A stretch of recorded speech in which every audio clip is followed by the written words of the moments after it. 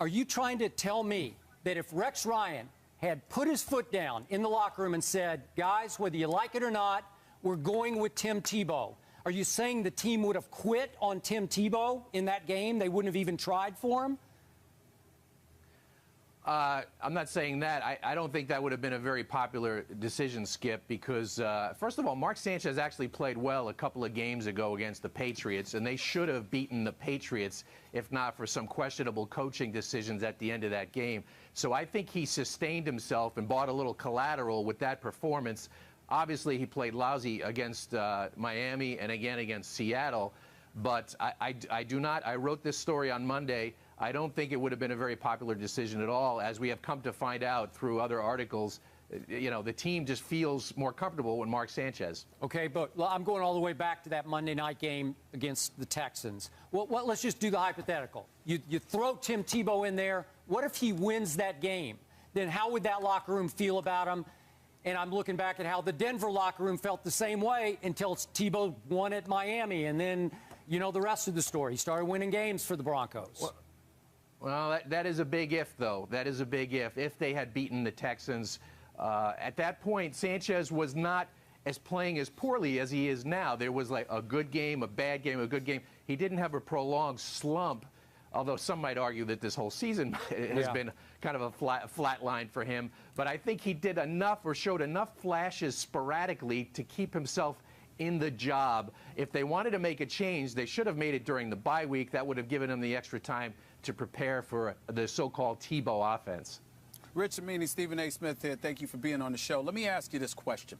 I'm noticing Rex over the last few weeks just becoming more and more resolute, more stubborn when it came to the subject of Tim Tebow. Is it because Tim Tebow has been that bad in practice or since the Jets acquired him? Is it because the players are so steadfast against him? Or is it because Rex Ryan was forced to take on Tim Tebow by Woody Johnson? I don't know what the truth is. I'm asking you. Well, I sat in Mike Tannenbaum's office last night, Stephen A. He absolutely swore to me that Woody Johnson had nothing to do at all with the acquisition of Tim Tebow. He says it was a 100% football decision between him, Rex, and Tony Sparano. I'm not sure if I totally believe him. I think Woody Johnson's very involved in all these matters, especially one as high profile as Tebow. So I just think that that's, you know, I don't know if I take that at face value, but, you know, it's a tough situation for him right now because of all these. Go ahead. Let me piggyback off of that question, because if that's the case, and Mike Tannenbaum saying that between himself, Rex Ryan, and Tony Sparano, that this was an entirely football decision, considering the way they have used, or dare I say misused, Tim Tebow throughout this season, what is their status within the Jets organization right now, considering how atrocious this situation is deteriorated into? Well, I wrote the other day, I think everybody's on notice in the organization. They're 3-6. They've lost 9 out of their last 12 games. And if you want to go back to their last championship game, since then they're 11-14. That's losing football. That's a bad brand of football, and I know that is bothering Woody Johnson.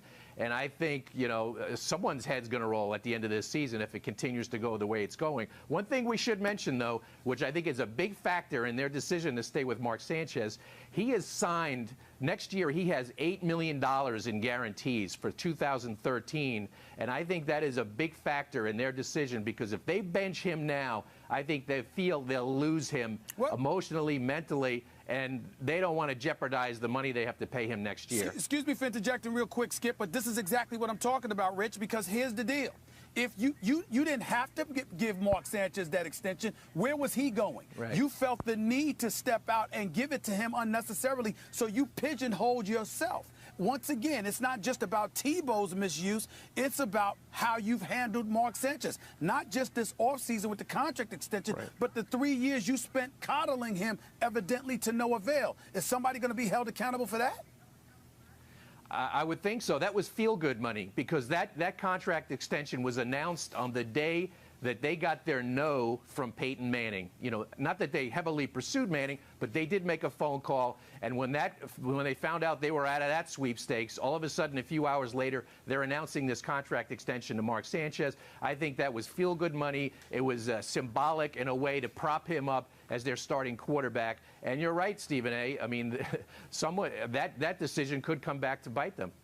So, Rich, Stephen A. and I have struggled with where was Rex's turning point on Tim Tebow?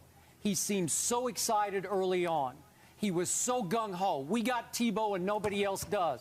Coordinators, the defensive coordinators know how tough he is to deal with, blah, blah, blah. And all of a sudden, something switched. And we can't figure out, was it just practice? Was it training camp practice? All of a sudden, Rex became defensive about Tebow and dug in and basically said, don't tell me when to play Tim Tebow.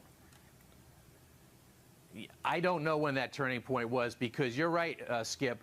From the moment they got him, and I've had even private conversations with people in the organization in training camp, and they were telling me, you can't wait till you see what this offense looks like with Tim Tebow running the Wildcat. They were so fired up about what it was going to look like and what they were going to do to defenses.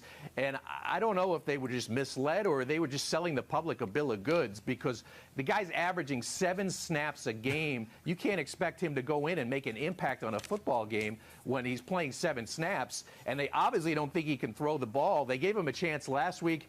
He was throwing R.A. Dickey knuckleballs on bubble screens to Jeremy Curley. They don't trust him throwing the ball downfield, clearly.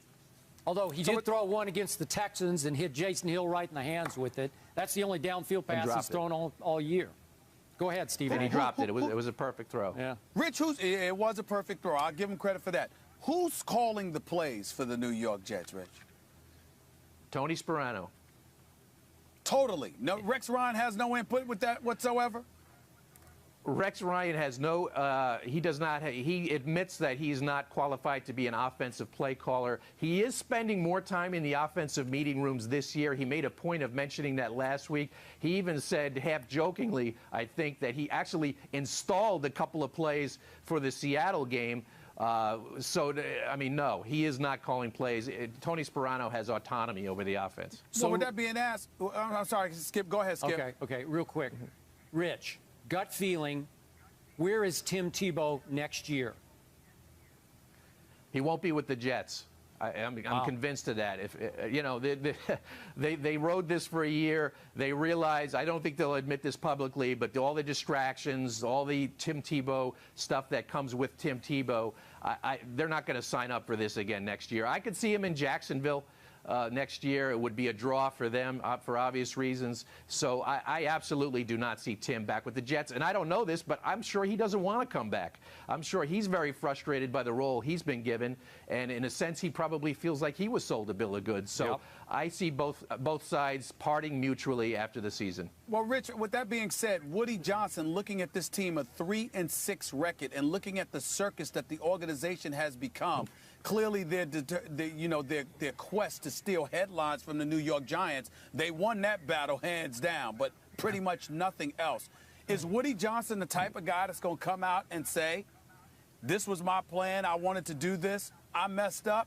Or is it going to be one of those situations where Mike Tannenbaum, Rex Ryan, and Tony Sparano find themselves holding the bag? Well, even if it was Woody's idea, and I think partly it was, I mean, owners don't have to show accountability. They're the boss. Someone else will have to wear that eventually. And, you know, Woody Johnson will address this at some point soon, and I don't think he's going to. He has said all along that it was a 100% football decision. So it's going to, Mike Tannenbaum ultimately could wear that. That could be the stain on his legacy.